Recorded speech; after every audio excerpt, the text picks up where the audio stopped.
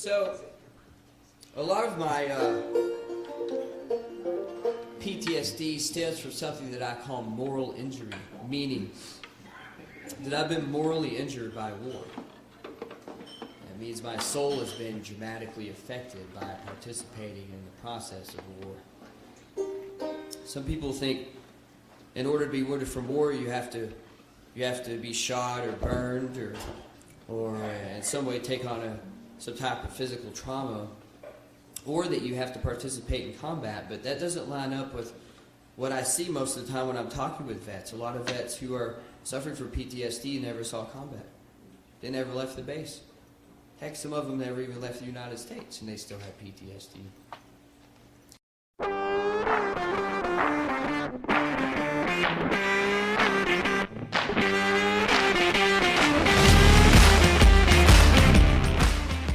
Welcome to How I Embraced the Suck, a podcast where you get to hear from veterans what life in the military is really like. I am your host, Walt, and before we start, you should know that I do not censor the show in any way. You have been warned.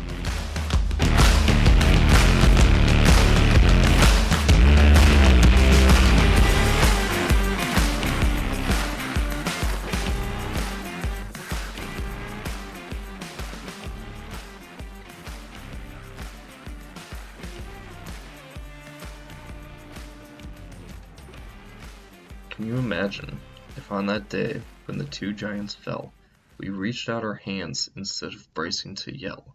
If we opened our arms instead of pointing our fingers, we could have saved thousands more. Now death still lingers. We could have changed how the world reacts to such acts. Instead we pulled the trigger, manipulated the facts. If we just asked why instead of how, we could have changed the world. No turning back now.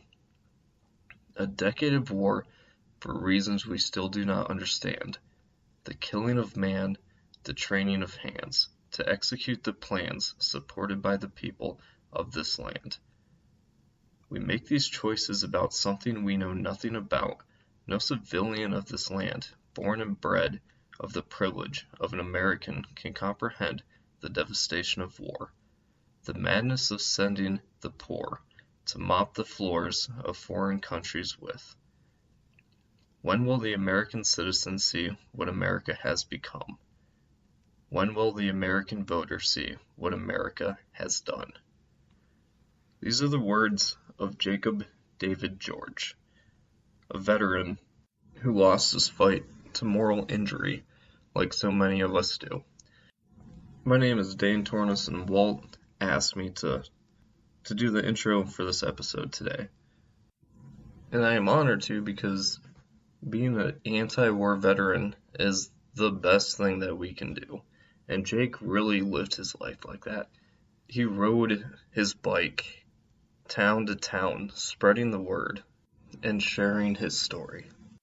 Even though Jake's no longer with us, I believe that he will still impact this world. And I would encourage you to go to jacobdavidgeorge.org, spelled exactly like it sounds, and check out his music, which can also be found on Spotify, SoundCloud, and YouTube, where you can watch his concerts. And he has a bunch of writing on his website, where there's also a book available that's free for veterans. So go check it all out. It's great music, it's really good writings, and share it with your friends. Again, it is jacobdavidgeorge.org. Enjoy the show. Ladies and gentlemen, Soldier's Heart.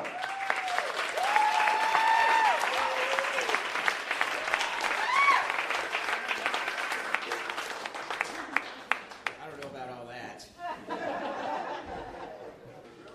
Okay, so I'm a 3-tour veteran of the war in Afghanistan, Arkansas native, and I also struggle with PTSD. And a lot of this set is going to focus on PTSD as I have observed it in myself and veterans around the country on this over 8,000-mile bike ride.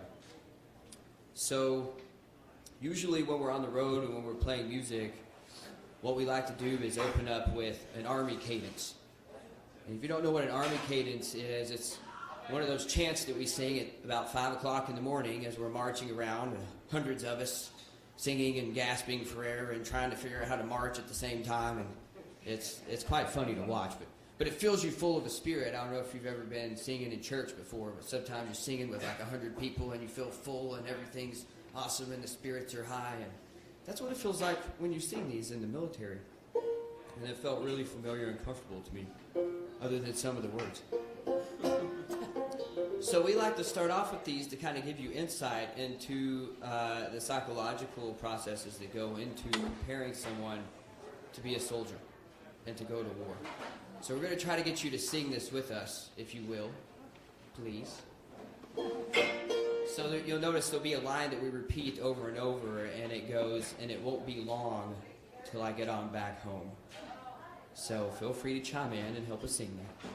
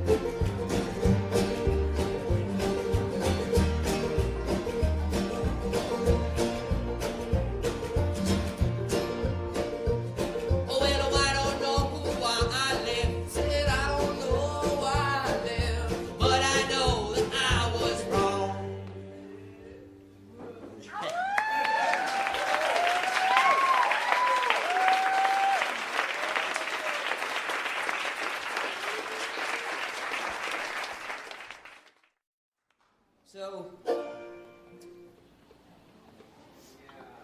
I went back to Afghanistan in 2011 to, thank you.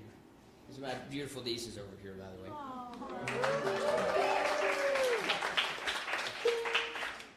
And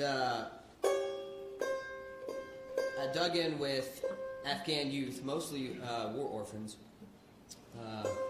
I spent about a month there really getting a taste of what Afghanistan looks like from the other side of the gun. and I really understood the fear behind the trigger.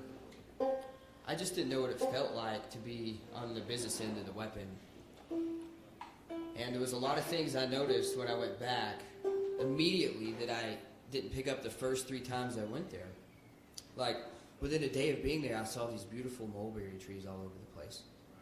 I was very impressed. And I started to think about that. Oh my gosh, I didn't see a single mulberry tree the first 3 times I came to this country. My lenses were so fogged with war that I just didn't. I bet I leaned up against a mulberry tree and took a nap while I was there and didn't even know it. So through the course of processing what happened while I was over there, I talked to a lot of other Afghan vets, and they said that they'd like to go back too. Because some of what I experienced was very healing. It was good for my soul. What these boys did for me was amazing. I'm still trying to figure it out. So I came home last fall and I said, Adam, I really need some help. I want to write an album of music about my experiences in Afghanistan and about PTSD, and we're going to use it as a fundraiser to take a group of Afghan vets back to Afghanistan. Because we want to use our stories and our struggle as a method of payment for this healing process. So that's how Adam got involved in this. It's true. I want to tell you something about Possum. I've known Possum for the better part of 10 years.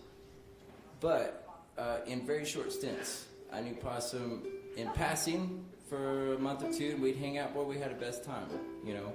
And then 3 years would go by, I wouldn't see him. And we'd all of a sudden see each other again.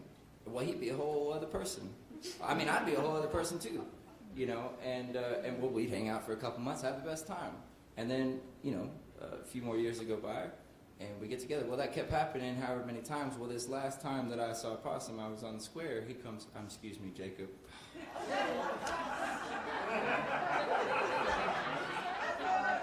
Look, everybody, look, all right, I told myself I wasn't going to do that, and I already did it twice. And I just started talking. Anyways, I saw the man on the square, and I want to tell you something, he was a man. And he was a man that knew what he wanted in life, that knew what he needed to do in life, and was, I guess you could say, taking the bull by the horns. It was the first time I'd ever seen him like that, and it was a beautiful experience to see all those different transformations through the better part of a decade, and to see this, what he is now. And it's a very beautiful man, and he asked me, oh, hey, I got these songs I want to write. I said, yeah, man, anytime, you know. I was excited to hang out with him, and I didn't really think much about it, you know. Oh yeah, we'll play some songs, we'll write some songs. And then when we went through it, through last winter, it was, it changed my life as a songwriter, as an artist, and it changed my life on a very personal level. You know, I came out of that a whole new man, a changed man. And it was a very beautiful experience to be involved in, I have to be honest with you. And very proud to have been involved in it, you know. But, and I told him earlier, I said, hey, listen, we got to get together so we don't talk for 5 hours tonight, because we can talk for 5 hours, you know, on the mic. So here I'm already hogging it all. So No, it's good. We intentionally didn't plan anything, so we could just go through it. Because there's some things we haven't talked about yet. We want to talk about them in front of a group of people so everyone gets to hear the power that went into this process and how it transformed us as men. So I met Adam. This album's titled Soldier's Heart, by the way, which is the Civil War term for post-traumatic stress disorder. And Adam and I met in a building down in Fort Smith called the Schoolhouse Apartments. And it's this really big, beautiful building. It's pretty nice. Very beautiful building. So one day I was down in their apartment, and he said I play guitar, and I was like, well, I'm trying to play banjo. Let's get together and play some music. And so we did, and that's the first place we played music. And here we are now with this album, but there's a really important part about that building. That building, the foundation of that building was used as a hospital during the Civil War. And we actually didn't put all those pieces together until a car ride about a week ago. Yeah, that's exactly right. So this first song, this is on the album. It's called Jimmy Freeman, and my niece is going to join me for this one.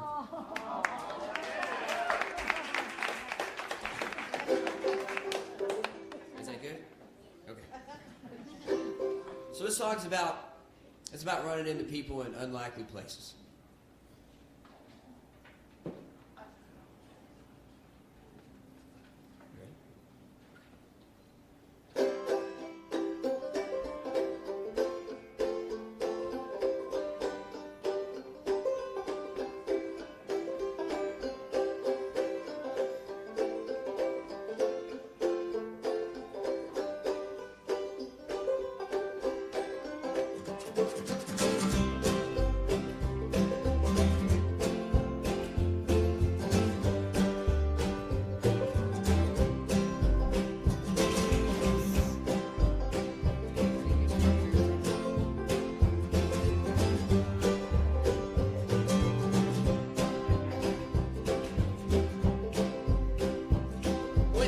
Like just a few years ago, I don't know, back around the 90s or so, I was running up and down that mountain in my town. Oh, well, a damn mountain was the name. Running and a shoe was our game. Up and down that mountain with no shame.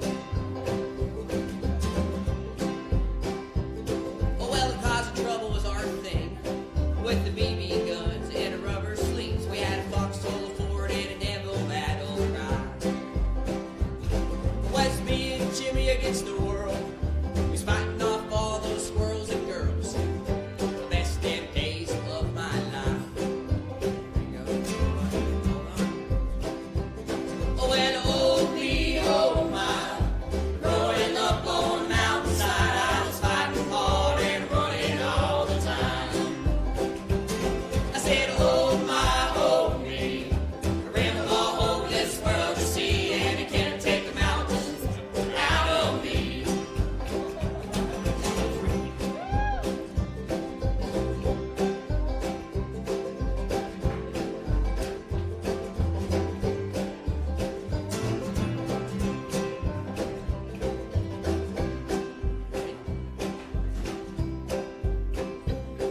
Well, I left home when I was 16. Said goodbye to Jimmy and the guys, and I went to El Paso to cut my teeth. And it seemed like every corner turned had another hard lesson waiting to be learned. And the law was there to help me get it right. Oh, well, then I met a man who gave me a hand. He said his name was old Uncle Sam. So I hopped on his plane to scratch my itchy feet. And off the war went with too much pride. To fight for my country both day and night, right on the Afghan-Pakistan line. Oh, well, oh me, oh my. Growing up on the mountainside, I was fighting hard and running all the time. I said, oh my, oh me. I ramble all over this world to see, and I can't take the mountains out of me.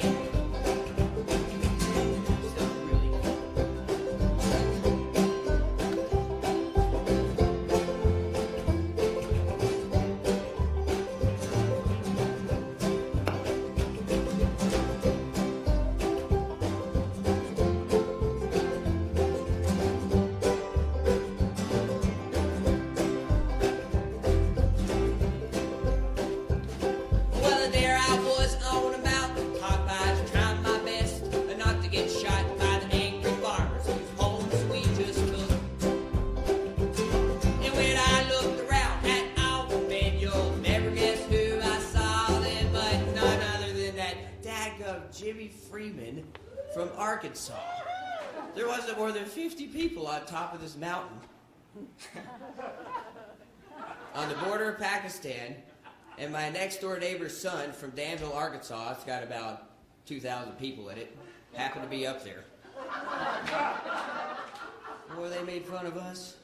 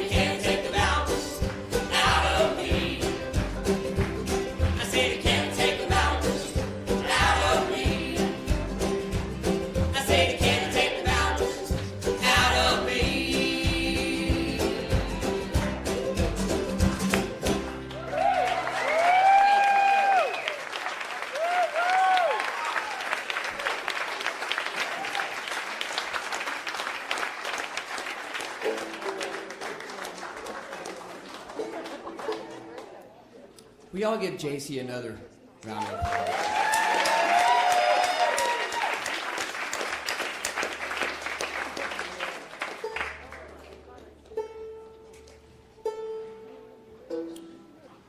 I haven't seen Jimmy since that. He gave me his prized machete because he didn't know if he could take it back home with him. We were only crossing paths for about a week. I was going to be there for a week, and he was only going to be there for another week. So it was a very strange run-in.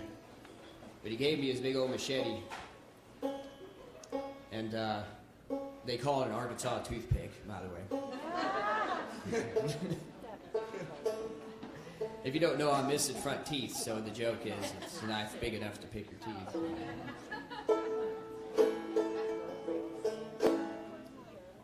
I got a cold yesterday, so I'm going to drink a lot of water through this evening. This next song is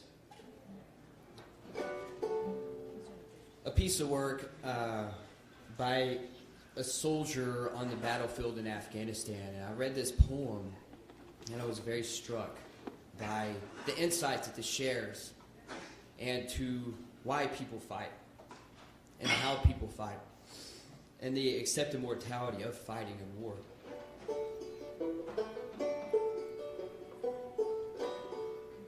So I'd really like for you to let this sink in, really, really dig into this song and try to imagine yourself getting ready to go through this.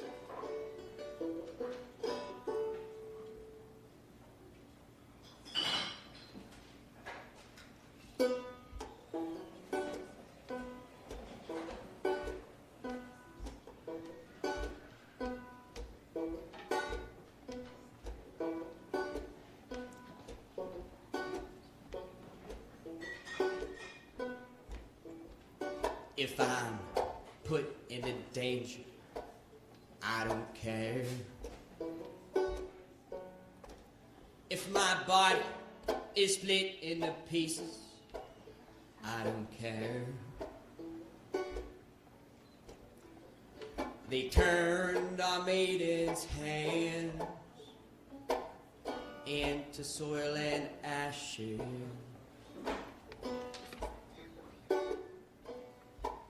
And if my head is cut from my body, I don't care.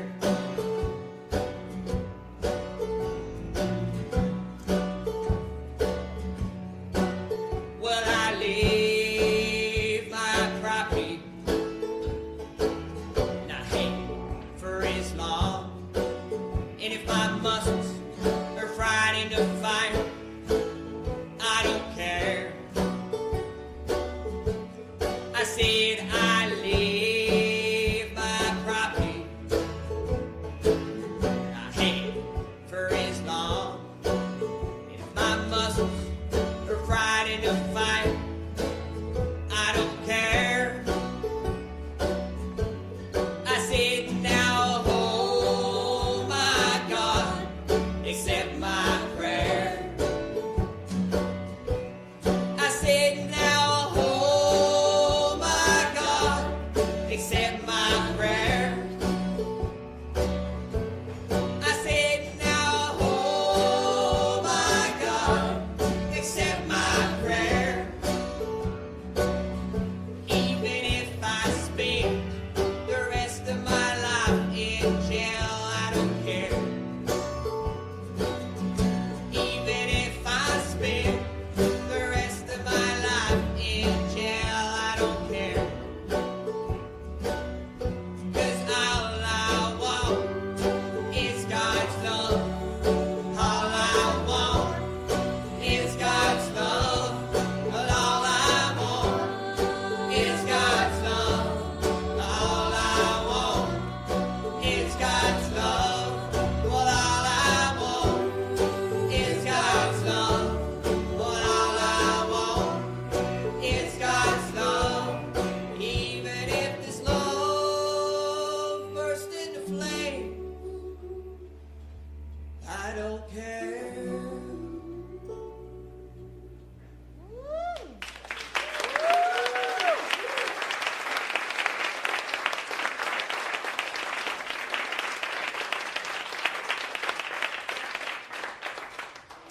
Now, I left a part of that story out, and I only like to share it after I sing it. But that was a poem written by a member of the Taliban. When I read that, I was very struck by what I read, because that could have been written by anyone I served with. And I feel like it gave me some real insight into the heart of the enemy, and how there isn't a whole lot of difference between farmers over there defending their land and farmers over here defending their land. This is something that was reinforced over and over for me when I went back to Afghanistan in 2011.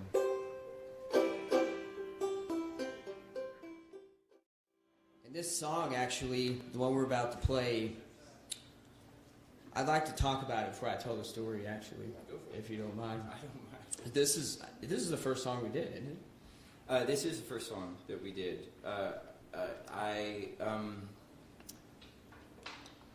Possum said, well, how's this going to work for best for you? You know, I'm sorry. It's okay. You guys caught it long before I caught it. I'm sorry. This lovely man sitting next to me. He says, you know, what's best for you? How do you want it? I said, look, I got 3 kids, a job, and a wife, and I'm running all that. You know, I got to do this and I got to do that. I said, you know, we'll get together when we get together. You tell me a story, and then I'll go and come up with whatever I can come up with, hand it to you, and you can take it and run. Do with it what you want. And then we'll move on to the next one, because I only have a limited amount of time. And plus, I was leaving the country in like 2 months from us starting this project, you know. And so we had a very limited amount of time. And so the first story he tells me, we meet there somewhere at the square. I don't know. We're walking around, and he tells me the story, and I take notes on the story. And at first, when he told me the story, I thought, how in the world am I going to make this a song? This is the craziest thing I'd ever heard, you know? And that was my first insight, because I hadn't talked to him in 3 years. I didn't know what he was up to. I mean, I knew he was on his bike riding around, but the whole going to Afghanistan and all that stuff, I had absolutely, really no idea. So to hear, you know, this story that came directly from somebody in Afghanistan, he says, I'm going to make this a song. And I thought, oh my gosh, how, I don't, you know, I'm going to write a kind of a folky song in place of somebody else. But, you know,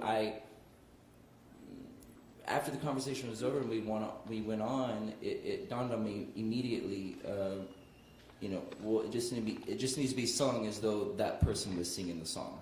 As though it was that person in Afghanistan on some farm somewhere, you know, this is his song that he's singing. And that's kind of, that set the stage, I think, for the rest of the songs that we did on this album.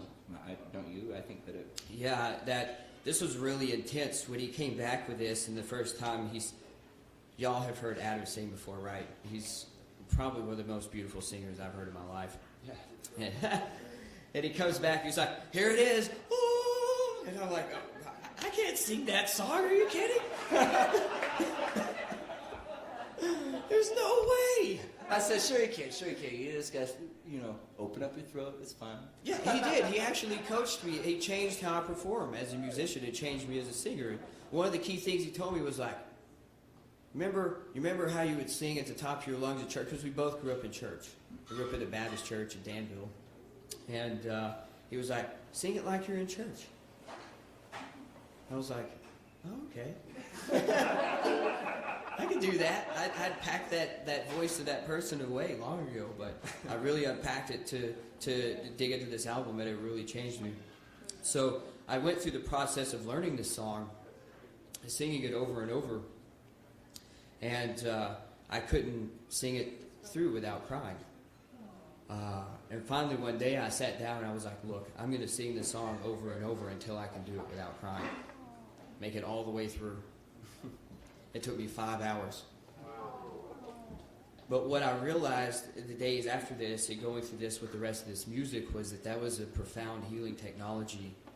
There was a serious catharsis that went into doing that. And once I had sang that song out and locked it down, a part of me felt a little different, a little lighter. My load had gotten a little bit lighter. So that's one of the amazing gifts that Adam gave me through working on this project. Hey, it really was. I know I'll say it 1,000 more times, but it really was a life-changing experience for me just to go through. I mean, he had a healing process that he went through, and I had a very similar healing process that I went through that it just changed me as a man. It was very fascinating to go through and lovely to go through. It's something I would have never been able to go through had I not known this man, you know. So I hope y'all don't mind us just loving each other. it's going to get a little goofy. Yeah, Sorry. yeah, it's just going to get better and better. So I'll tell you the story behind this song. And this is what I told Adam in a nutshell. It was about midway through the delegation in Afghanistan. And a little side note, when I went back, my mom's now ex-husband, sorry Mom. He got deployed to Afghanistan the same month I went back to do peace work. He's in the Navy. He'd already been in Iraq. He'd been the public relations liaison at Guantanamo Bay, if you could imagine doing that job. Basically, they tell you the truth, and then you have to tell the public something else. So basically, we went over there at the same time. So that was very interesting to go through, because my mom started having to deal with it, PTSD and all these things when he came. Actually, while I was over there, and that helped us. Between deployments and yeah. He's also a federal law enforcement officer, so he's gotten it from a lot of different angles. So this was about midway through, and the boys were like, "Jacob, we got to take you somewhere today."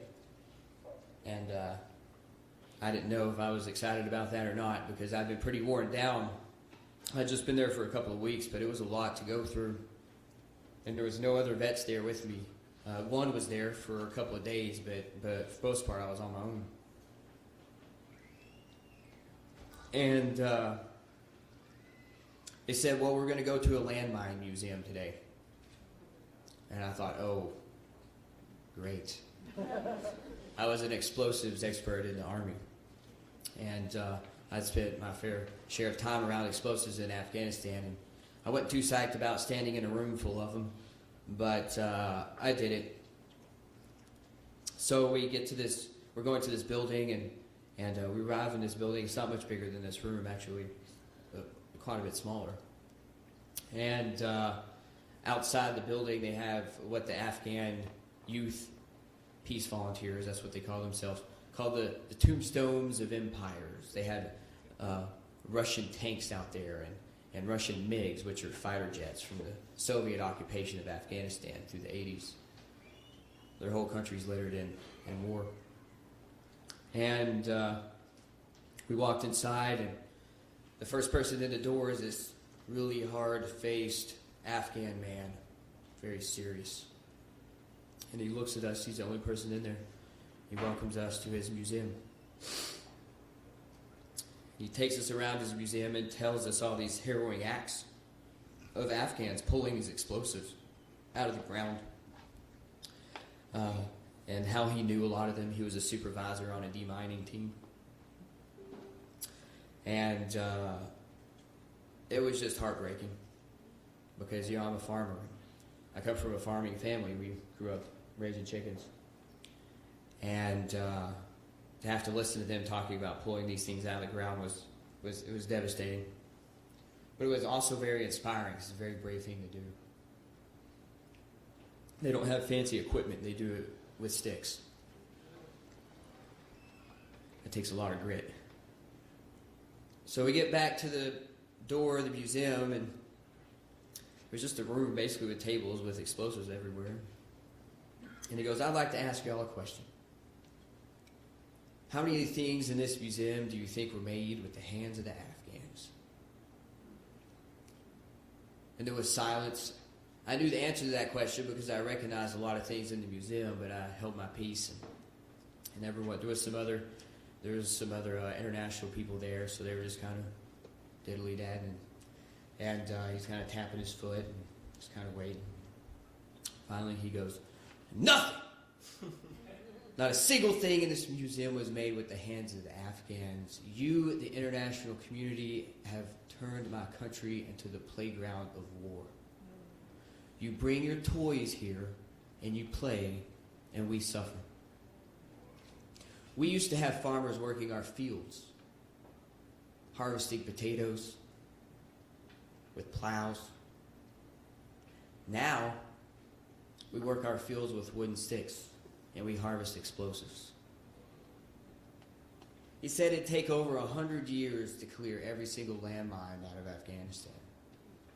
Work it 7 days a week. He also said that this museum was a fundraising tool because Afghanistan lacks the infrastructure, medical infrastructure, to pay for prosthetic limbs for everyone who's wounded through the course of doing this, and to provide income for family members who were killed. And then he says, I'd like to ask y'all one more question. Would anyone like to make a donation? I've never seen so many people scrambling for money in my life. There was wallets and change falling all over the place. This guy was a good fundraiser, I tell you. But his story is very inspiring, and this is the first song where I ever tried to sing or channel an Afghan. It's called Playground of War.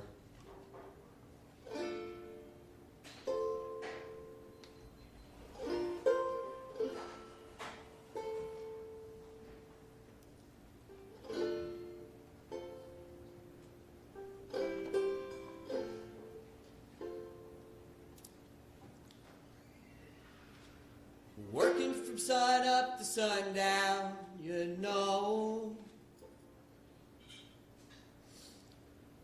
Out in the fields, my father did so. With sweat on their brow, they plow through the land. Now with tears in my eyes, I make my stand. 100 years of backbreaking work. That's what it takes to heal the hurt. Well, they call me a fool, and a fool I must be. But that's what it takes for all to be free.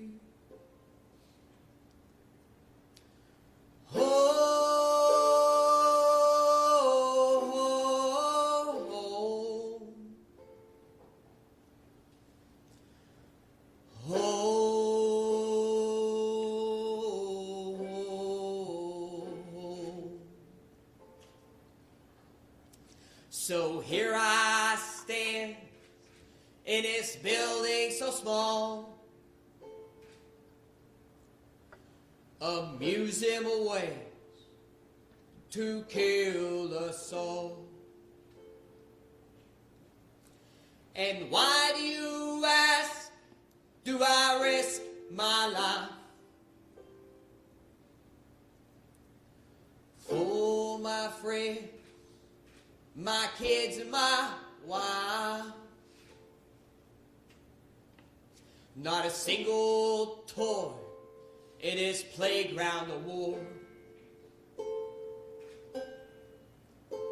was made with the hands of the Afghan so torn. And who did I ask to make this the plan? To make me a refugee in my homeland.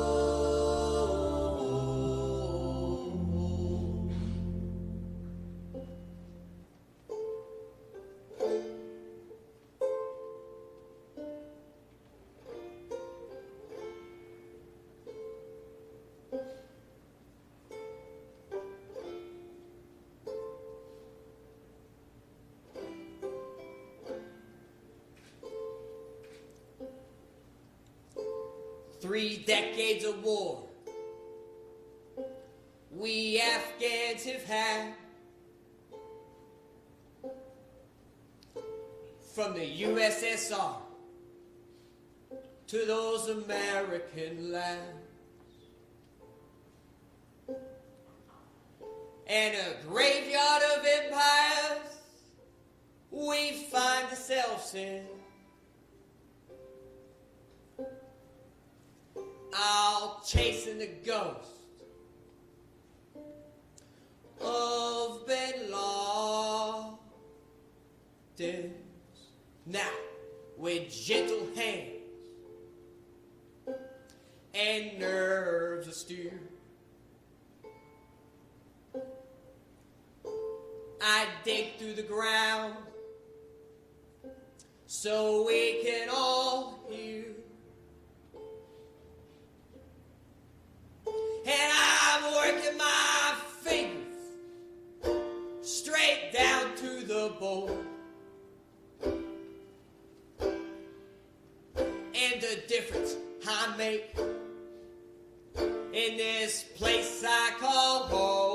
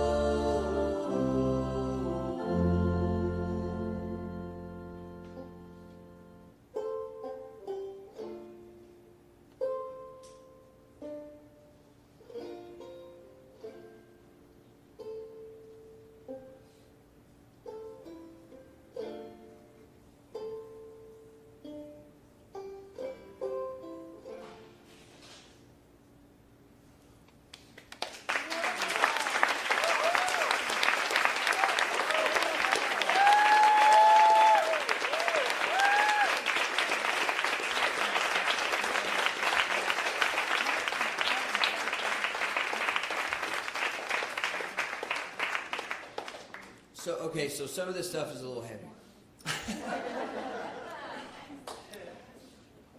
And My goal tonight is not to cry. gosh, I almost lost it. I was just about to say, a very important part of healing from war is allowing yourself to grieve. And it took me a long time to come to that. But a very wise medicine woman from here in Arkansas actually told me that grief is pain trying to leave the body. And if you don't let it leave, it can cause all kinds of dis-ease to occur around the body. So through the course of tonight, at any time, if you feel like you need to grieve or cry, please do that. That's what this is for.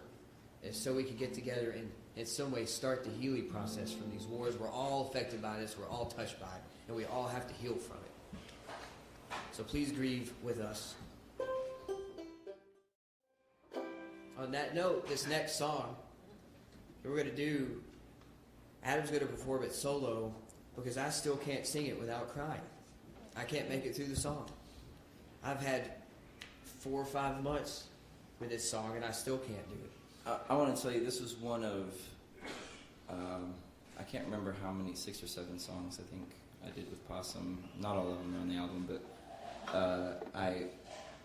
this was somewhere towards kind of the end, the last couple songs, I think. And I don't think that I realized that throughout the writing process, I didn't realize how emotionally invested I was in each song that I was doing. I found myself, in Jacob's shoes. I had to really think about it. I found myself in Jacob's shoes as well as the Afghans' shoes, and in a place that I don't think, especially as a songwriter, but even as just an individual, I don't think I'd ever been in that position before. And it was very emotional for me, but I don't think I realized how deep it really went until I did the song. And when I gave it to him, it was, I mean, when I played it, I wrote it in an hour, I'll be honest. He told me the story, and I went home and wrote the song in about an hour, and I called him, I said, come over. And he came over, and I played him the song, and I was so, I mean, I was in tears when I played the song. I couldn't hardly make it through it. And so it was a very strange feeling for me to be so emotionally invested in a song and then hand that off and totally forget about it because I've got to go into the next song. I got to keep going because I only have a limited amount of time. So it was very weird. Which brings me to my next statement of I haven't really played this song all the way through since the night that I played it with Proston that very first time. That's really the last time I actually played the song. I told him that I tried to play it a couple weeks later when everything was kind of said and done. I tried to play it just because I enjoyed it. It was a good song. And I just couldn't do it because my emotion wasn't in the right place, you know. I've got a recording actually. He would come up with a song and then I would record it and try to transpose what was happening on guitar and the banjo, and it didn't always come out that way. But do what I could. But the end of this recording, all you could hear is both of us going. And I went back to listen to it, and we're just both sitting in his living room, sobbing our heads off, and trying to talk to each other while we're crying. Like,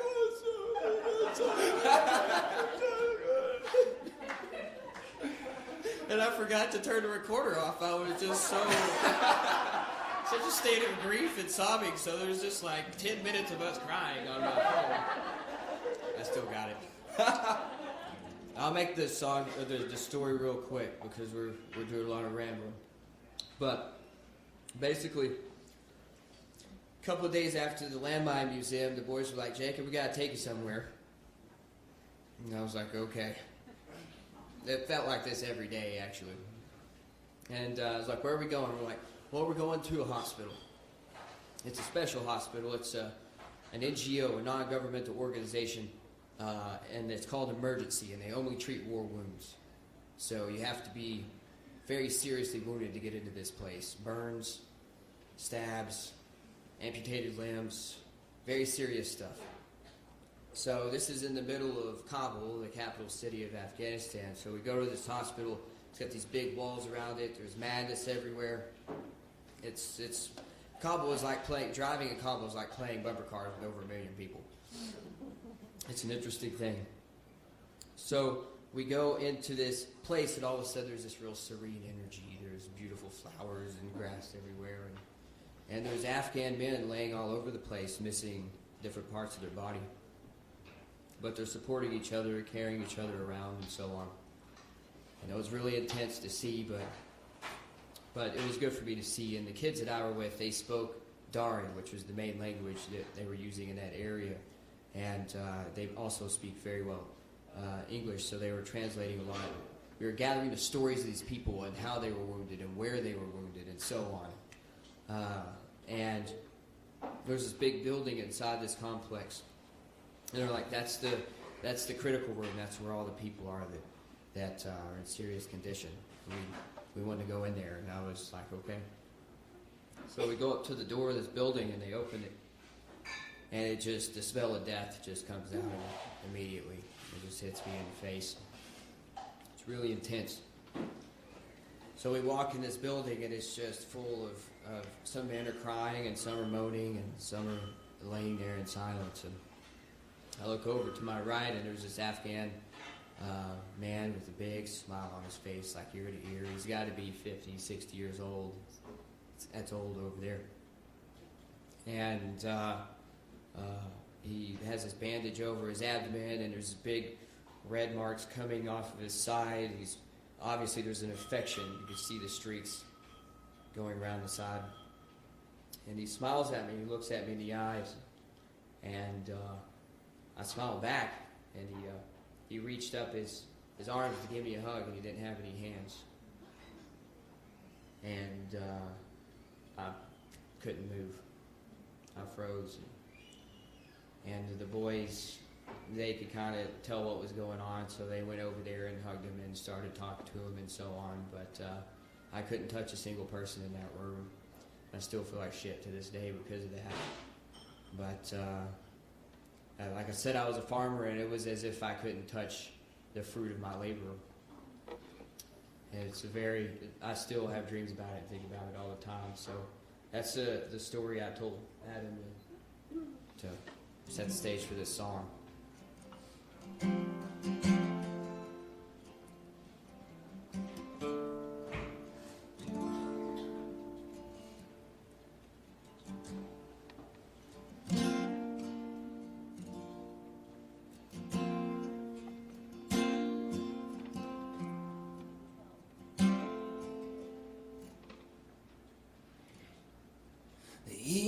Emergency, oh Lord, emergency. When I walked through a door, a world that was torn, emergency.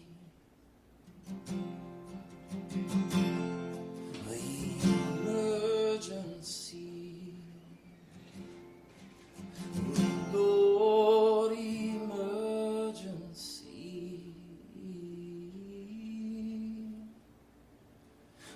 Eyes closed tight from the sight of emergency.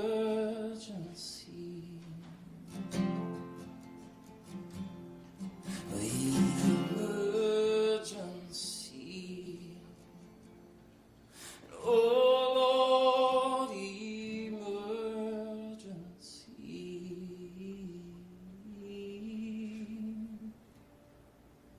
The shame that I feel from a smile so real, emergency.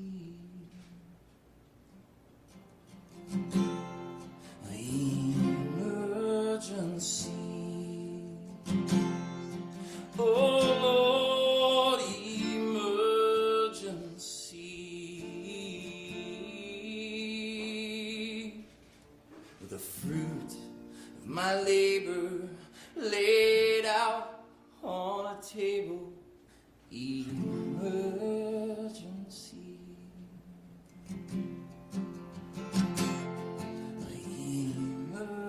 Emergency, oh Lord, emergency.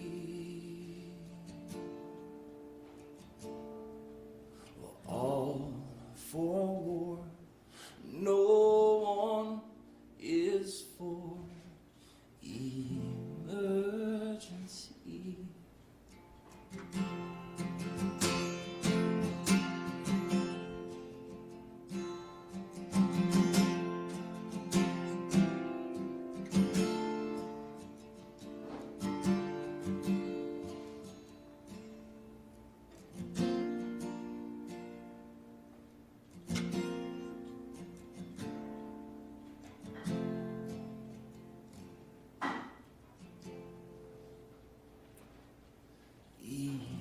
Emergency,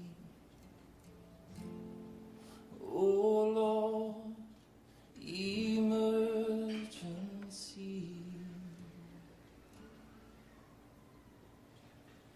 Imagine a world with no need for emergency.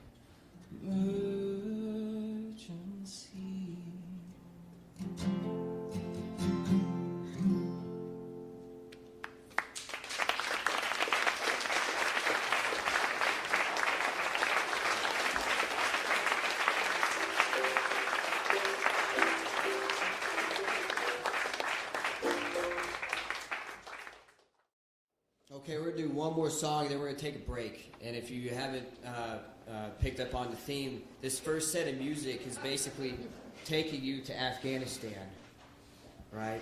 The songs are about the experience of war and so on. So we're going to take a break after this.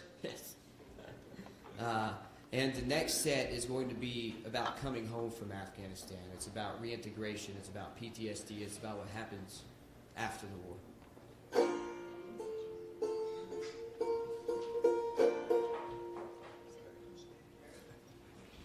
And Mom, did you have something to say? Yes. Or aren't you going to talk about the song first? No, go ahead. Say it. Well, the next song is Child Inside, which will, when you hear it's pretty self-explanatory. But first of all, I'd like to thank Jay. He's not Possum to me, he's Jay. So thank Jay for, inviting me to play with he and Jordan and the rest of the band tonight. It's a real honor.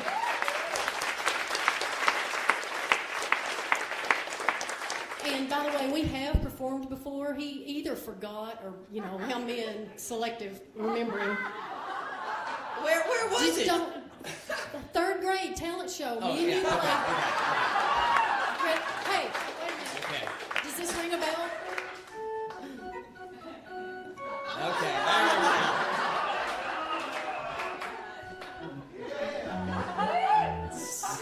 We played the theme from Beverly Hills Cop, okay? We didn't win, but hey. That was our first performance. Okay, I remember that. Yeah, now. so I thought so. Okay. Yeah. Anyway, since he was a very, very young child, probably a toddler even, I realized that Jay had some very strong leadership capabilities. And he also had a very strong will to go his own way and follow his own heart, no matter what the rest of the world or mom or dad said. And it's always been my prayer that he would realize those gifts and that he would use those qualities to bring about positive change and to help people. And when I heard Soldier's Heart, I knew a prayer of a mother's heart had been answered.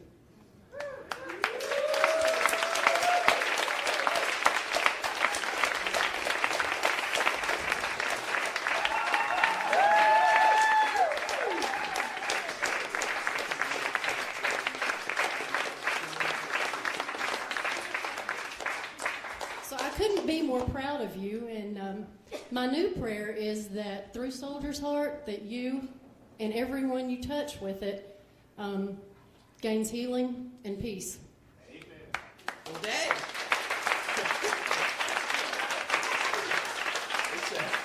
Good night. That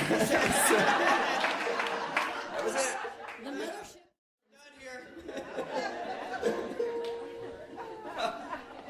She just said she wanted to say something before the song. I didn't realize what was going to happen. I really appreciate that, Mom. You're welcome. Okay, as you noticed, we have a new bass player up here. Hey, I want to say something since he's standing right here on stage. I know we're running late. It's my mouth. But Kelly, I wasn't involved in any of the recording process. I had to leave town before the recording even started. So I helped him write some songs, then I left town. And then I only heard, a couple months later, I finally heard something.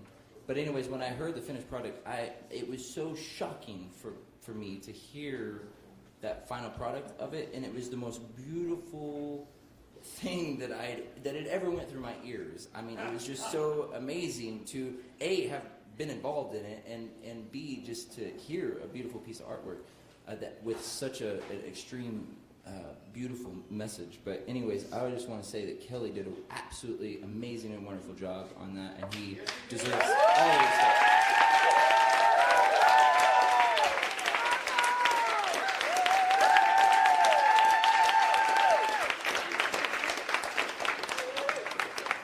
That's everything I was going to say, so thanks, Adam. Thank you. No, it's good. It's just saving me some throat here. Okay, so this next song, like what Bob said, it's called Child Inside, and I'm going to spit it out as fast as I can, the story. So we had come home from the hospital that day, the emergency hospital, and we went to this building where we were staying, and sometimes when I felt a little overwhelmed, I'd go up onto the roof of the building and hang out and just get away from everyone. No one ever came on top of the building. So I was up there that day laying on the building and watching kites fly all over the city. And if you know anything about Afghanistan, you know the Afghans are really good at flying kites. Everyone knows how to fly kites there. I'm convinced even the goats know how to fly kites there. So I was sitting back just watching these kites go all over, and they have big kite battles. They like put sharp things on the end of the string close to the kites, like glass and stuff, and they try to snip each other's kites out. So they're not just flying them; they're like doing backflips and cutting people out of the sky. And the baddest mojo on the block has the kite in the sky. He still has a kite. Any kite gets close to it, he gets it. So I was watching this go all over the place. It's beautiful. They build their kites there, and they're amazing. And I saw this kite flying close to the building. I thought, man, that person's got to be down there in the street. So I lay back down, and I was watching stuff all over the place. I looked up, and I saw that kite flying right over me. And I thought, my gosh, that guy's got to be standing on this building. So I looked back down, and there's the string. It's dragging across the roof, getting close to the edge, and I was like, oh my gosh. So I got up and I ran as fast as I could. I snatched that thing right before I went over the edge. So here I am shirtless. I'm covered in tattoos. I do not look like an Afghan, by the way, without my shirt on in public. And I'm dangling on the side of this building, holding onto a kite. So I've never flown a kite in my life, so I'm jumping up and down and screaming. And, oh my God, I flew a kite. It just happens to be in the middle of Ramadan. So everyone is down in the courtyard. They're fasting. They're already a little upset because they're not eating all day or drinking water. And they're looking up at me like I'm a crazy person. And rightfully so. And so I'm just going hooting and hollering. Kites flying all over the place. And I don't know what I'm doing, but I'm doing it. And then the wind dies down. And the kite just starts to flounder, and then whoop, right in the middle of the courtyard where all these men are praying. And so they finish what they're doing, and then, they're looking at me like, what are you doing landing a kite in the middle of us? Everyone knows how to fly a kite. You had to have done that on purpose, right? So some of them walk over to the kite, and they pick it up, and they're like jumping and throwing it in the air, trying to get me to fly it. And I don't know, I'm jumping too with the string. I don't know how to do this, so I put the string down and put something on it, and I go back to my mat and lay down for a second. And I look up, and there's two men my age on the roof in the doorway. Never seen anyone up there. They're looking at me smiling, but they're, kind of testing it. Didn't know if they should come out there or not. And I was like, waved them in. They didn't speak English, and I didn't speak Dari. So they come onto the roof, and they signal over towards the kite string. One was smiling really big. It was a beautiful man. And he starts walking over to it. I'm like, yeah, go ahead. And he walks over and picks up the string and looks over at me and kind of smirks. Yells something out and tugs on it like 3 times. It takes off like a rocket. He looks back at me laughing. He's flying this thing all over the place. Just doing cartwheels and backflips. He's not even looking at it. He's looking at it. So basically, the long story short, this guy was trying to teach me how to fly a kite. And that was really it was crushing in a way similar to the experience in the emergency hospital, because if this person only knew where I'd come from and what I'd done, he probably wouldn't be doing that. Or hell, he might. I don't know that. But the fact is, I went back to Afghanistan to see what I could do to help Afghans, and what happened every single day was Afghans helped me heal my soul. So this song is called Child Inside.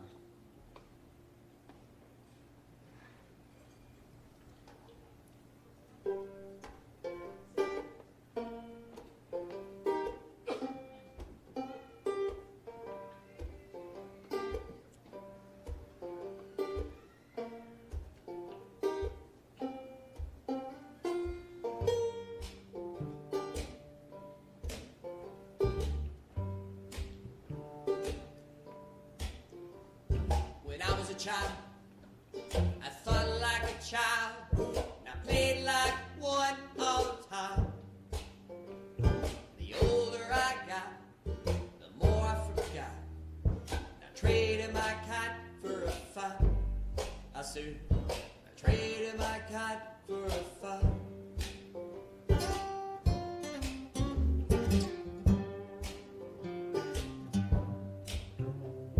I found my brother. I found my mother, who live in hell all of the time. And I wish I could trade out the misery I made. I just need some wind for my kite. I said, I just need some wind for my kite. Oh, and won't you blow? Oh, and won't you blow?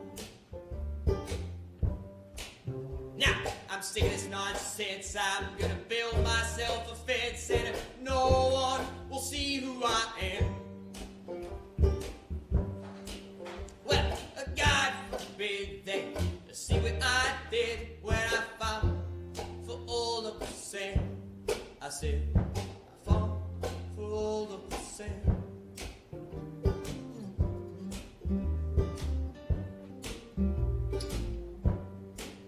Now, I drug the fight on for a decade long, from here to that crazy old war. And I can't believe the boy that I see is sure not the child that I was. I said, it's sure not the child that I was. Oh, and won't you blow? Oh, and won't you blow? So I hop on my bike, I'm gonna finish this fight. Across the country I ride. Well, I'm healing my pain while trying to stay sane, in search of the child inside. I said, in search of the child inside.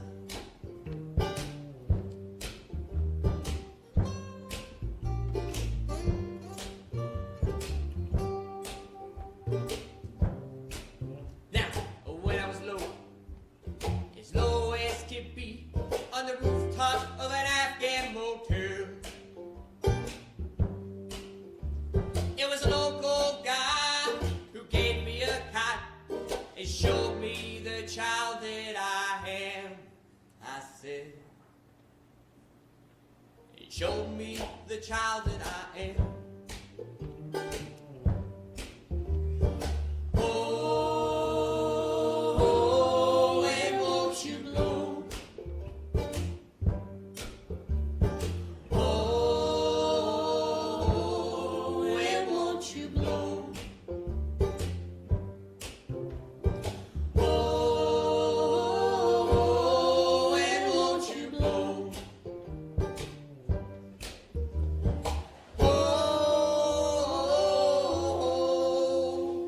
and won't you blow?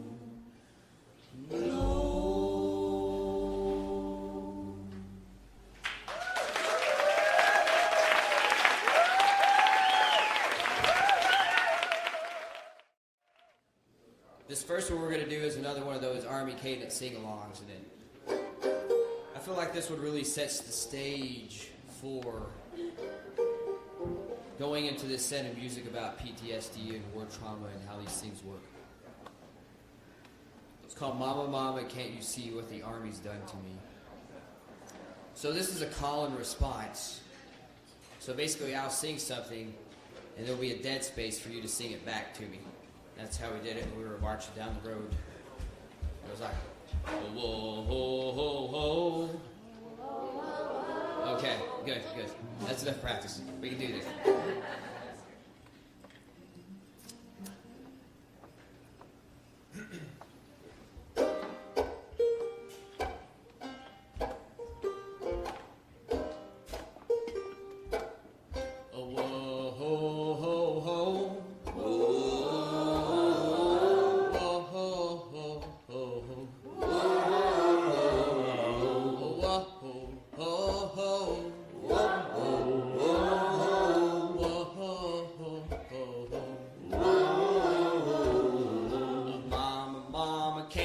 Chevrolet. Mama, mama, can't you see Oh, what the Army's done to me. what the Army's done to me? Mama, mama, can't you see? Mama, mama, can't you see Oh, what the Army's done to me.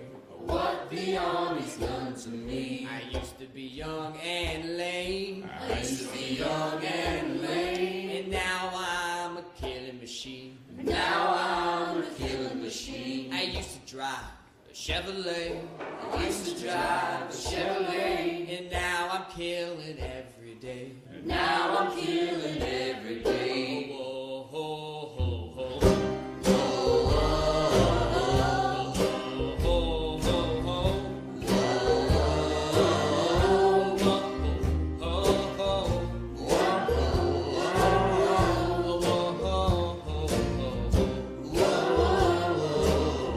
Oh, well, if I die, I'm in a combat zone. Oh, the combat zone. Oh, well, you box me up Box me up and you ship me home. and you ship me home. Oh, well, tell my mama Tell my mama I did my best. I did my best. In my medals. It's in my medal. Oh, well, how my chest. Mama, mama, can't you see? Mama, mama, can't you see Oh, what the Army's done to me. what the Army's done to me? Oh, mama, mama, can't you see? Mama, mama, can't you see Oh, what the Army's done to me. Oh, oh, oh, oh, oh,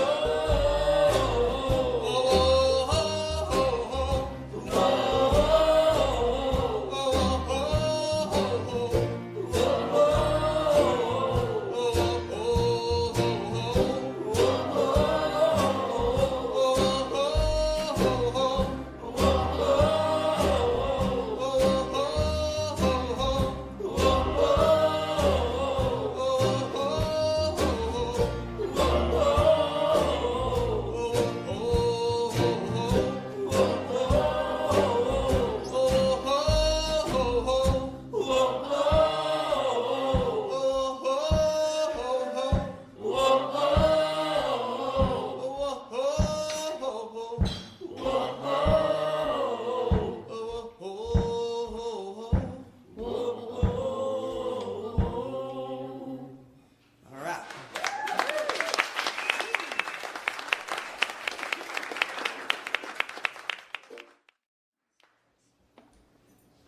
So, a lot of my PTSD stems from something that I call moral injury, meaning that I've been morally injured by war. That means my soul has been dramatically affected by participating in the process of war. Some people think in order to be wounded from war, you have to be shot or burned or in some way take on some type of physical trauma, or that you have to participate in combat. But that doesn't line up with what I see most of the time when I'm talking with vets. A lot of vets who are suffering from PTSD never saw combat. They never left the base. Heck, some of them never even left the United States, and they still have PTSD. This song really comes from that experience. I went to go see my brother play down at Tanglewood, south side of town. You don't go down there too often. And Alan, isn't it mandolin player? Yeah. Alan said, "Hey, I got a cousin here who's an Afghan vet. He's kind of struggling. Would you talk with him?" I said, "Sure, no problem." So I went over to the bar to have a chat, and he said, "Hey, man, can I buy you a beer?" And in vet language, that's let's talk about stuff. So I listened to his story for a while, and he was with the 188th Fighter Wing down in Fort Smith, Arkansas. And they service and fly A-10 aircraft out of that base. And told me he went to Afghanistan and he didn't leave the base, but he spent most of his time loading munitions on A-10s and doing maintenance on them, and they would take off with all this stuff, and they'd come back, and they wouldn't have it on there. It was about 8,000 pounds worth of explosives. And he said he watched that happen over and over, and it really started to wear on him. And when he got back, he started having trouble sleeping. And it really hit him in a hard way. That just participating in this war had dramatically affected his soul, had dramatically affected him as a person. And I think this story in particular is a really good example of how you don't even have to go to war to wind up with PTSD. And that's where we want to wind up with the VA and healthcare for veterans in this country. Because currently the VA doesn't like to acknowledge that you have war wounds unless you've actually been in combat. But the reality is just going through basic training can give you PTSD. Weaponizing the soul is what happens, and that could give you all kinds of issues. So this song is called The 188. It's about this guy's unit.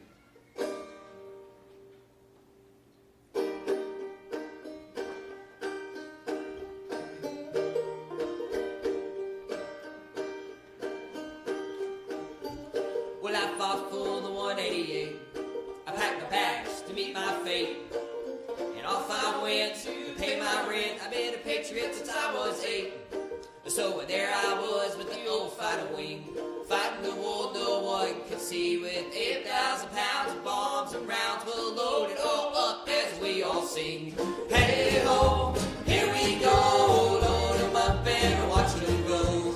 Hey ho, here we go, load 'em up and watch them go.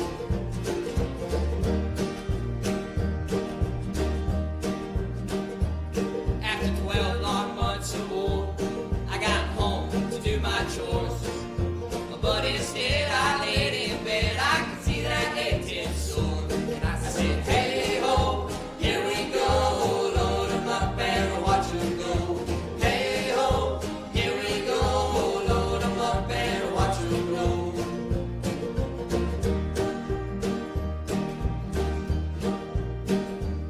When I went to the bar every night, tried to drink away all my pain and fright, but what couldn't do when drinking was through but dream about the war every night. Hey ho, here we go, load 'em up and watch 'em go. Hey ho, here we go, load 'em up and watch 'em go.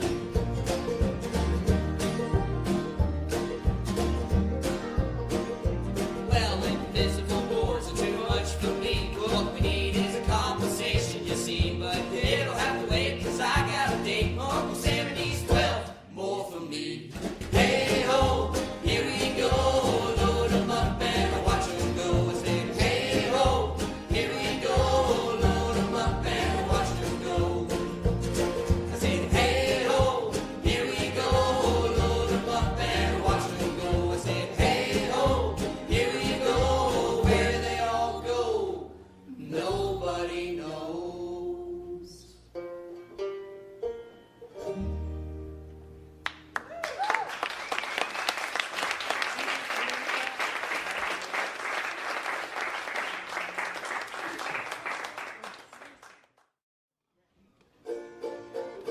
Have you ever heard that phrase, support the troops?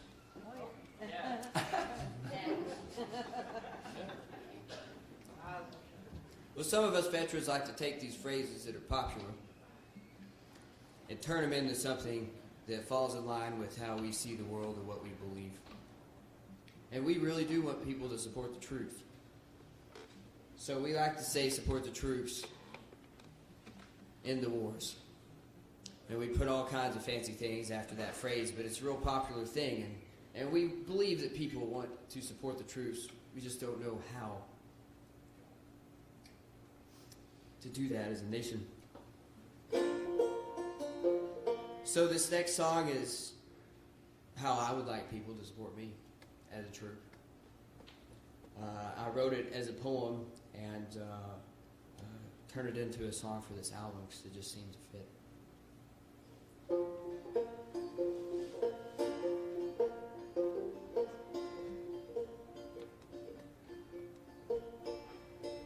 We just need to support the troops, is what they tell me.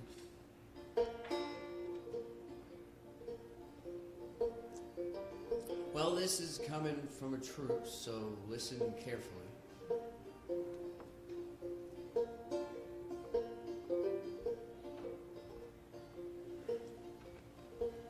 What we need are teachers who understand the history of this country.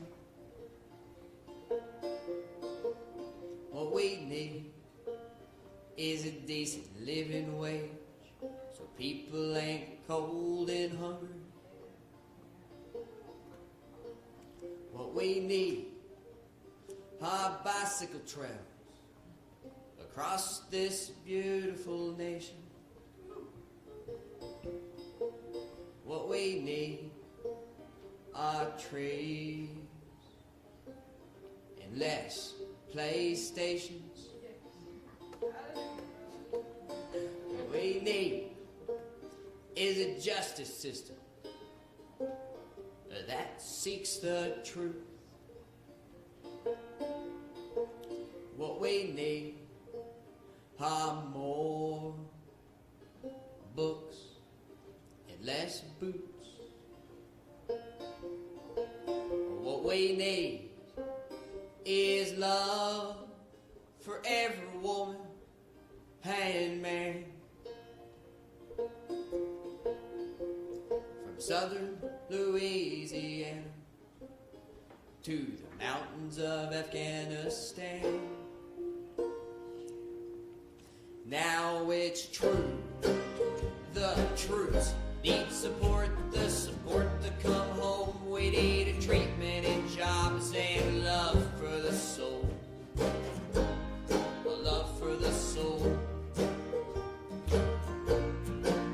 You see, war ain't no good for the human condition. I lost a piece of who I was on every single mission, and I'm telling you, don't thank me for what I've done.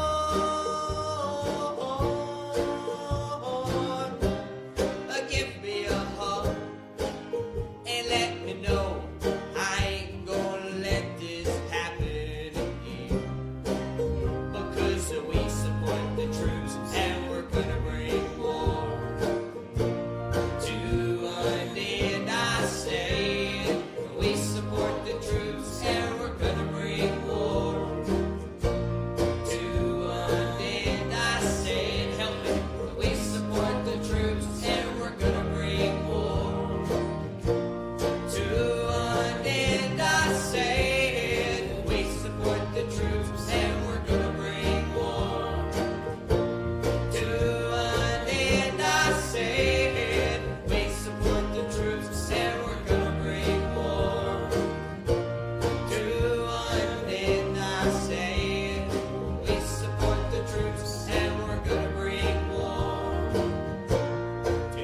an end. I say we support the troops and we're gonna bring war to an end. I say.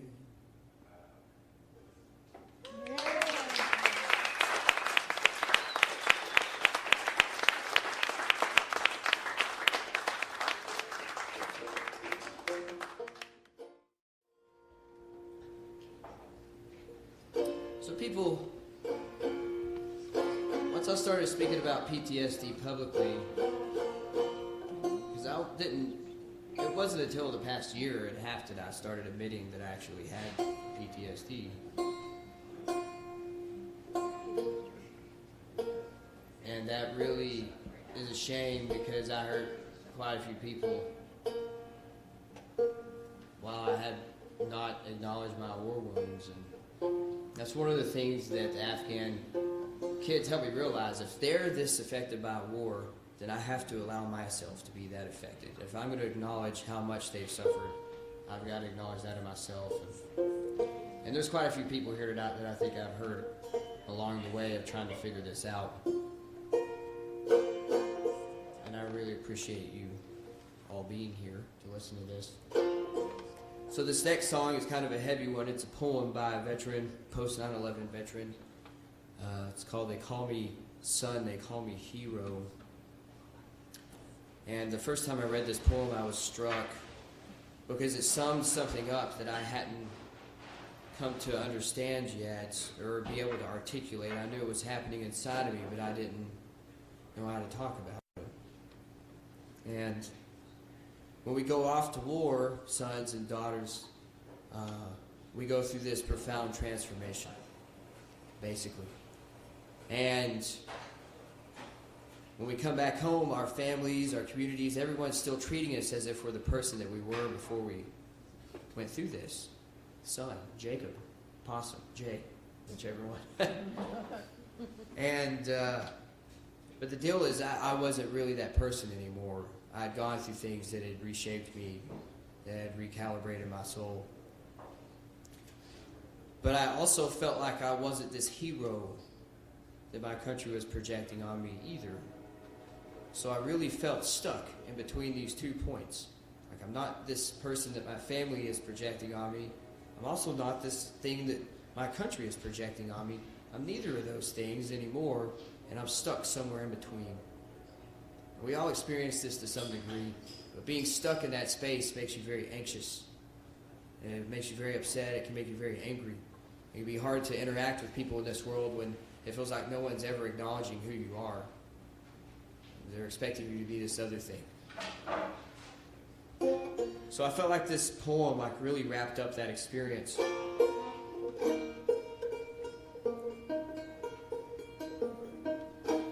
PTSD is a hard thing to talk about. It's this big nebulous idea, and there's all these little things attached to it. But we're getting closer. And I think this song helps. It helped me out.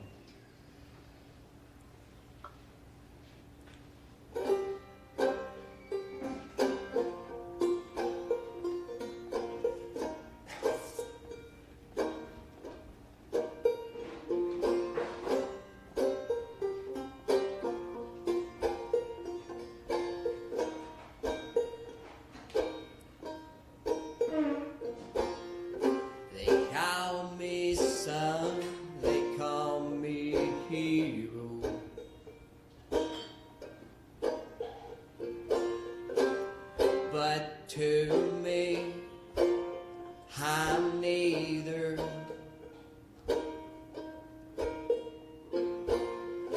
I'm not what you think.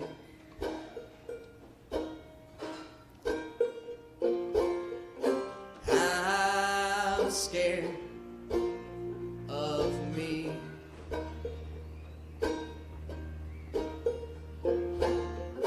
I'm not that boy that left.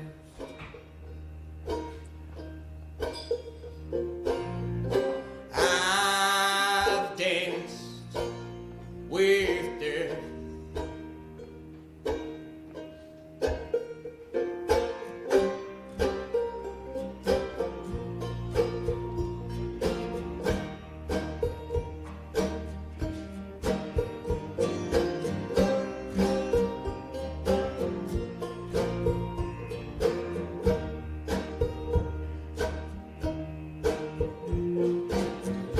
They call me son, they call me hero.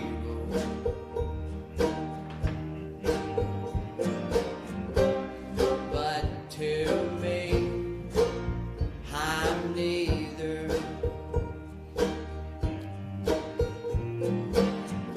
They call me precious. They worship my sacrifice. They gave me medals to validate their lies now. The colorful clanging on my chest.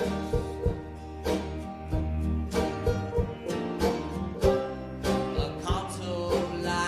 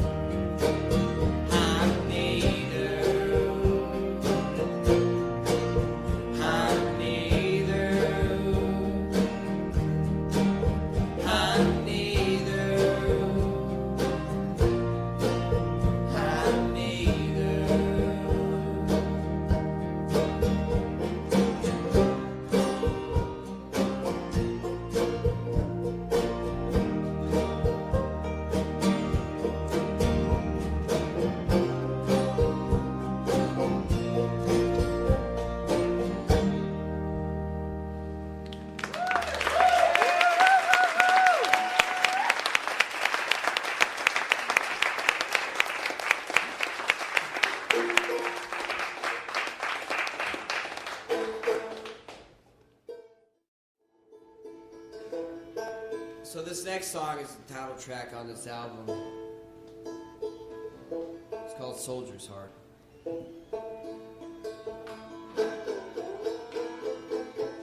As we said earlier, soldier's heart is a Civil War term for post-traumatic stress disorder. And I find it to be the most fitting term for what I feel like I'm struggling with. I feel like my heart was broken. And part of where that comes from is the contract that I signed when I joined the military. I call it a sacred contract. Because this contract is signed literally, but you also speak words with intent. And when I say the word sacred, I mean something that's done with intention. So we have a very specific intent where we sign this contract with our souls, this sacred contract. And that intention is protection. Now, the contract of protection has been signed by the soul since before war existed. It's an ancient thing. And a lot of us join with the intention of fulfilling this contract to protect. Not to protect international interest, to protect greed, to protect any of these things, just to protect. It's what you do with the contract. It's what you tell us to protect. That's what we go do. So I really felt like my contract was never fulfilled. And part of this work right now, what I'm doing is trying to fulfill that contract. To try to heal that in myself. And I like to relate this to marriage. Because in marriage you do the same thing. And most people understand this. You sign something and you speak words with very specific intent to another person. Making it a sacred contract, a contract with intention. And if you've ever been in a situation like that where your partner lied to you and cheated on you and emotionally abused you and physically abused you and took advantage of you, then you understand what it's like to be a veteran. Because that's basically how I feel about my service. Now, some of it I'm proud of, and what I accomplished and who I am. Obviously, it's done a great deal for me, but there's still pieces of it that aren't acknowledged. And this song is really a song about a broken heart.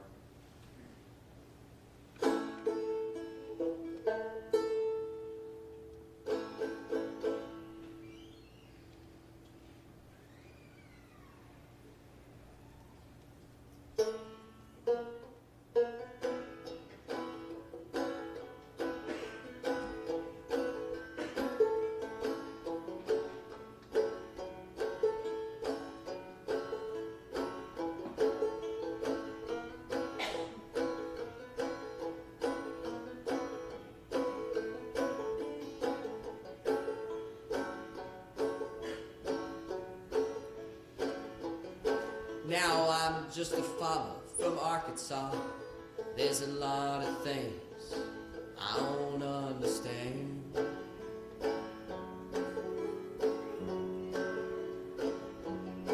Like why we send farmers to kill farmers in Afghanistan.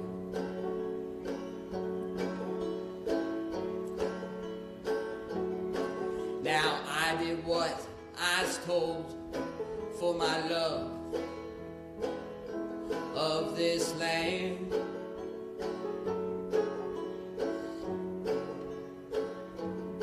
And I come home shattered man with blood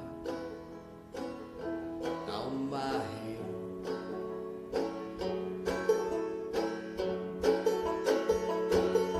And now I can't have a relationship. I said I can't hold down a job. Oh, when it's all, they say I'm broken. I call it the soldier's heart. Because every time I go outside, I gotta look her in the eyes. Oh, when it on, that she broke my heart and it turned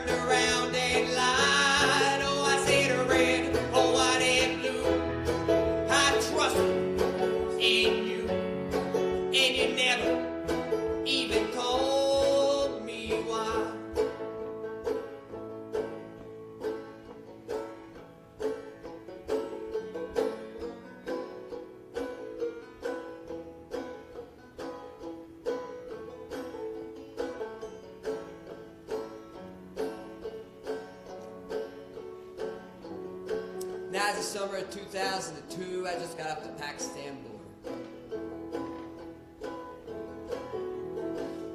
to get out of the hay. And my sergeant handed me some orders and told me to read.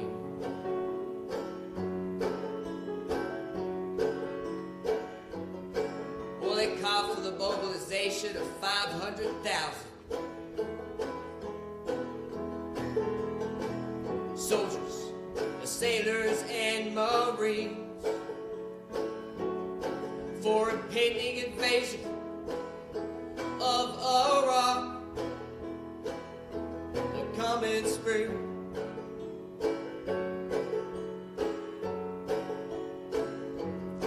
Now I got home a few months later and I heard the drums. I said I heard the drums of war.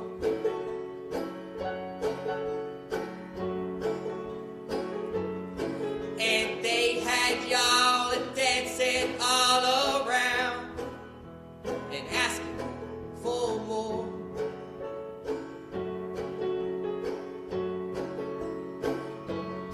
Well, this soldier's heart couldn't take it. I said this soldier's heart couldn't take it anymore.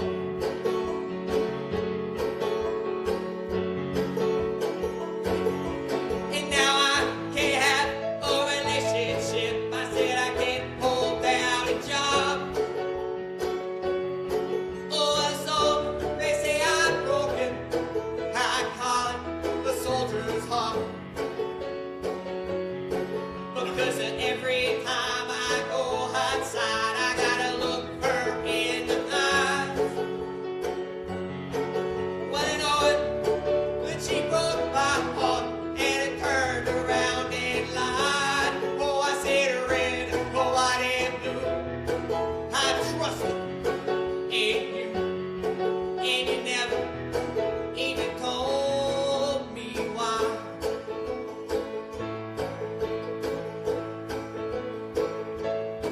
I said it every time I go outside, I gotta look her in the eyes.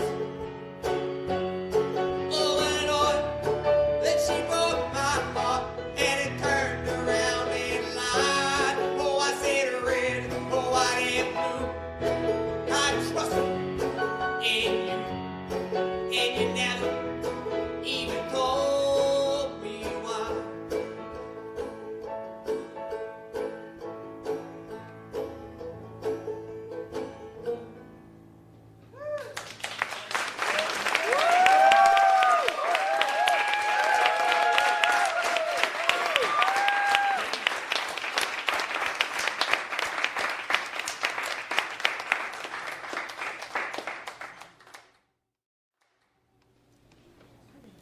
Yeah, could you imagine every time, if you've divorced, you can put yourself in this headspace.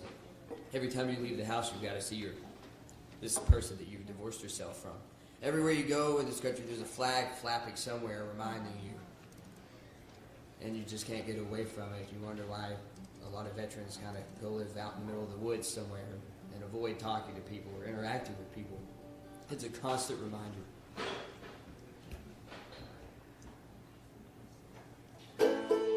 All right, I really appreciate y'all sticking around as long as you have.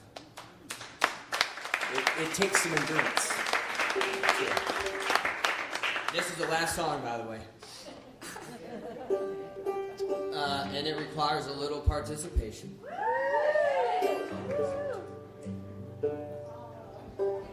So,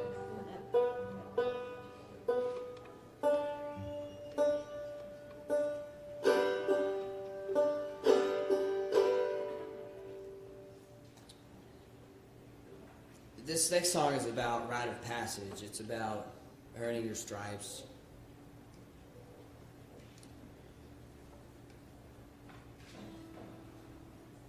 I did a ceremony last fall, right before we got ready to engage in this project, with a fella by the name of Crazy Dog. And he's a Native American warrior. who has taken it upon himself to put us veterans through what he calls the warrior dance. Now, I think that alone is worth chewing on, because here you have these people who have had everything taken from them, and they are now stepping up with their medicine and their power and doing whatever they can to help us heal. I think that's very profound. So Crazy Dog was a Marine, and we gathered to do this warrior dance, and it was at a men's conference. It was only men, and he took all the vets aside. He was like, look, I need you to tell me some answers to the questions that I ask, and we're going to paint your face according to what you say.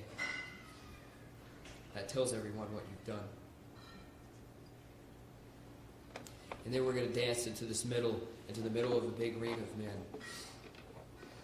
who are not veterans, they're supporters, and they're going to listen to your story. And it doesn't matter if this takes all week. Every single one of you says what you have to say, and they listen. He said this is really important for our people, because when we send our warriors out, we know they're dramatically altered through what we ask them to go do. So we do not let them reintegrate without going through some type of ceremony, because they can bring this sickness back in to our society, to our tribe, and it can become systemic. It can spread everywhere. So he says, in order for this ceremony to be complete and to do what it needs to do, everyone who is responsible for asking them to fulfill the sacred contract of protection has to hear what they did so they can own what they asked them to go do.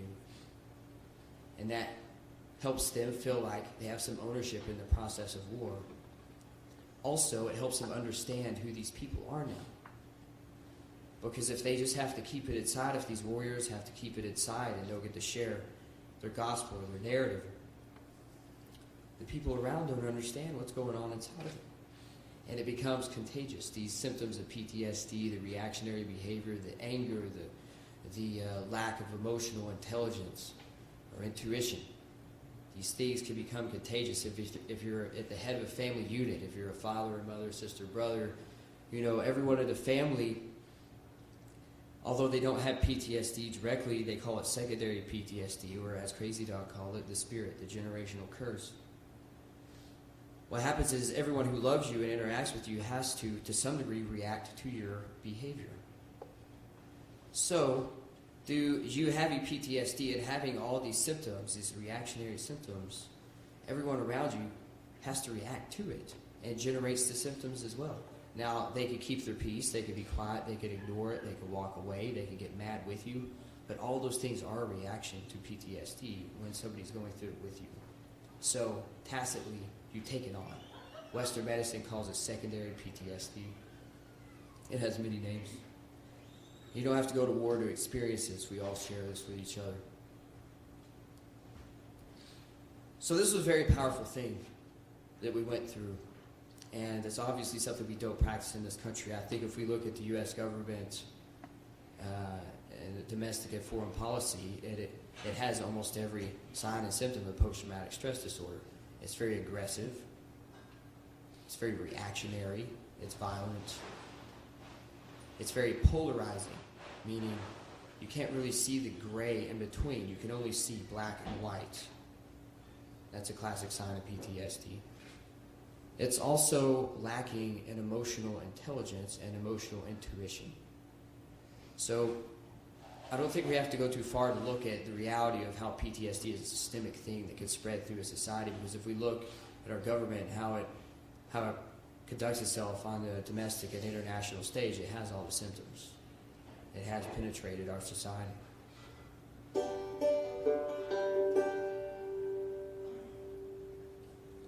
On a positive note, though, this thing we go through in war is a transformative process. This is a really old ceremony, right? This trauma, in essence, is transformation.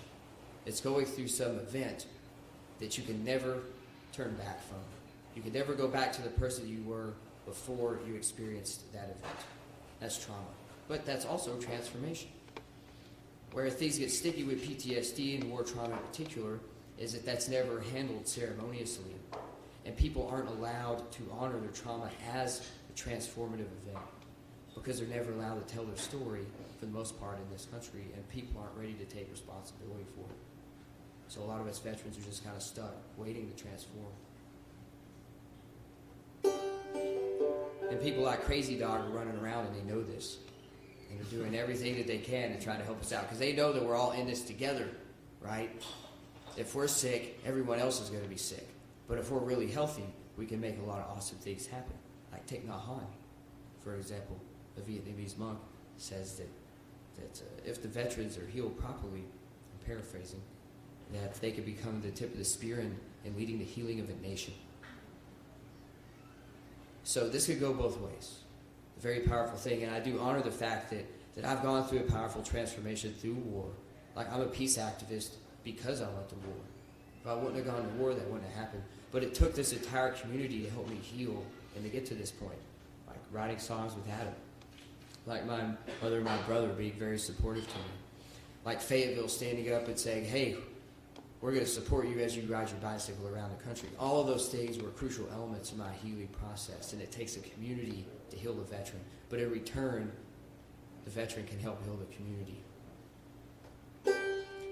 So this song is about that rite of passage into warriorhood and fulfilling that contract and taking that responsibility on. And I have to stand up to play it because it gets kind of exciting. I didn't know that. That's exciting.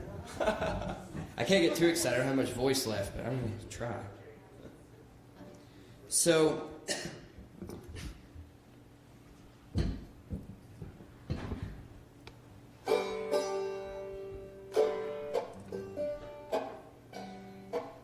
after that ceremony, I went and talked to old Crazy Dog.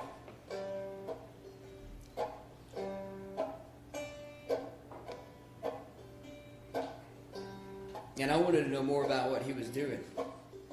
And he said, Jacob, I have to honor you for something. Your story about Afghanistan and going back, all those things. Those are the marks of a warrior. I thought that was very profound, and he went on to explain to me the difference between a soldier and a warrior. And that's what this song's about.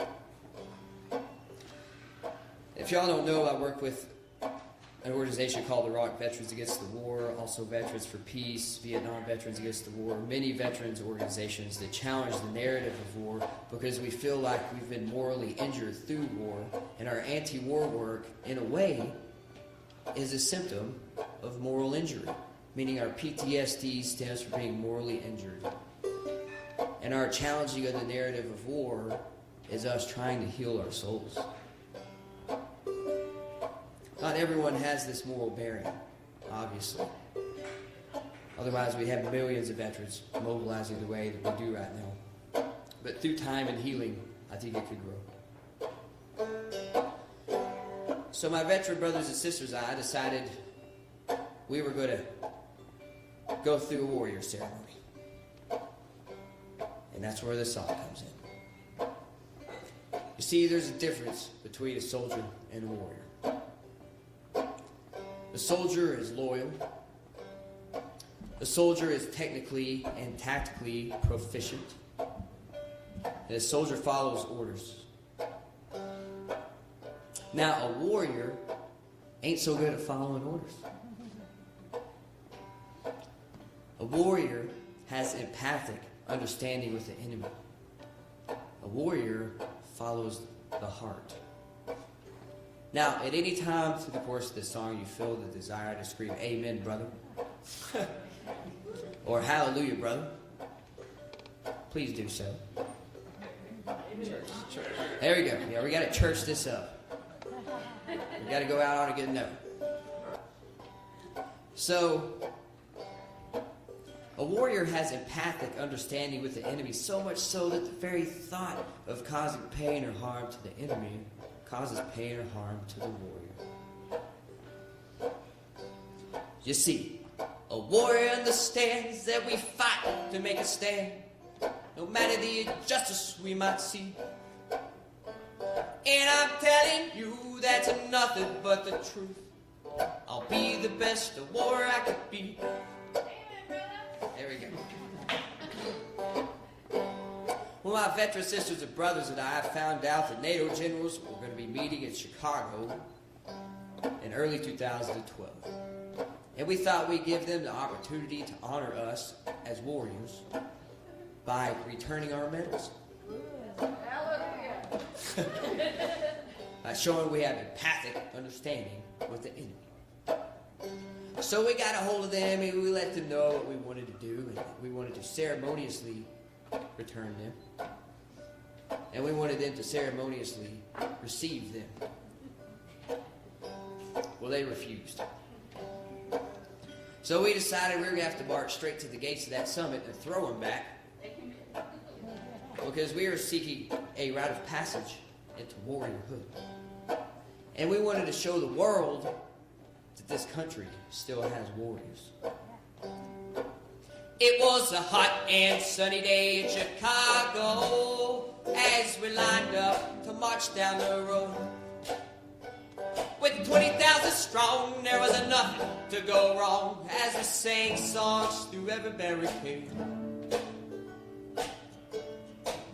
Now, I held my head high as I marched beside my sisters and brothers in arms. If there's no better day than the day that we marched to the gates of the NATO barricade, I say now, a warrior understands, and we fight to make a stand, no matter the injustice we might see. And I'm telling you that there's nothing but the truth. I'll be the best warrior I can be. Now, we carried our flag next to the Afghan flag to show the world where we stand. And surrounding us was a circle of trust by veterans of many wars past. And their eyes sang songs as we marched along streets that were paved with police. And that's okay because they led the way straight to the NATO barricade. I say now, a warrior understands that we fight to make a stand, no matter the injustice we might see. And I'm telling you that it's nothing but the truth. I'll be the best warrior I can be. I was a soldier for too many years. I caused my fair share of war and fear. But that all changed the day I took the stage and told the world why I was there.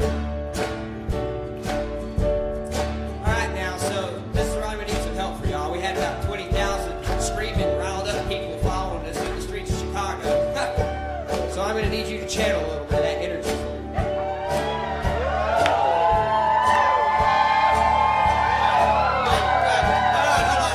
Hold on. That's good. All right, we'll do this again. Can I get an amen, brother? Can I get a hallelujah, brother? Can I get a give it back, brother? Give it back, brother! All right. So, on the count of three, I need you to pick one of those three things and scream it at the top of your lungs, and then we can move on with this song. Oh, well, a 1, 2, a 3, go!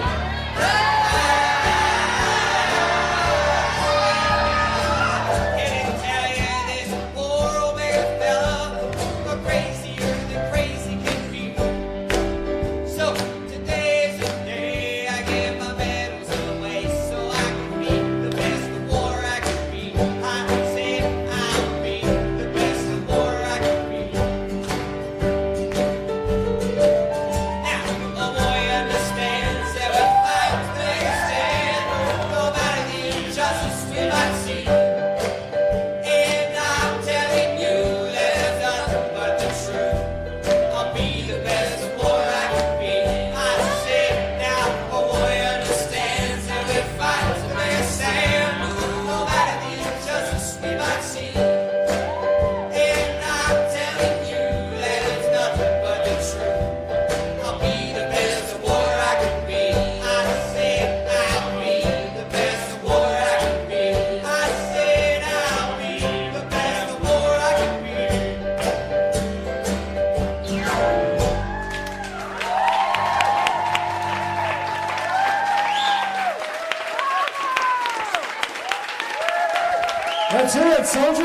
Jacob George.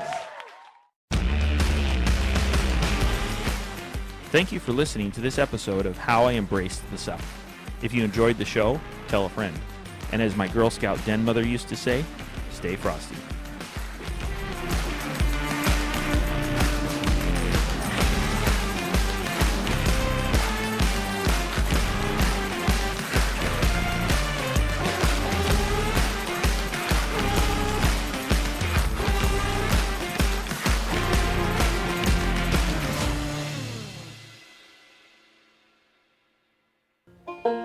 And I like to sing a song with the crowd every once in a while because when we sing together, we breathe together, right? We're exhaling together, like, ah.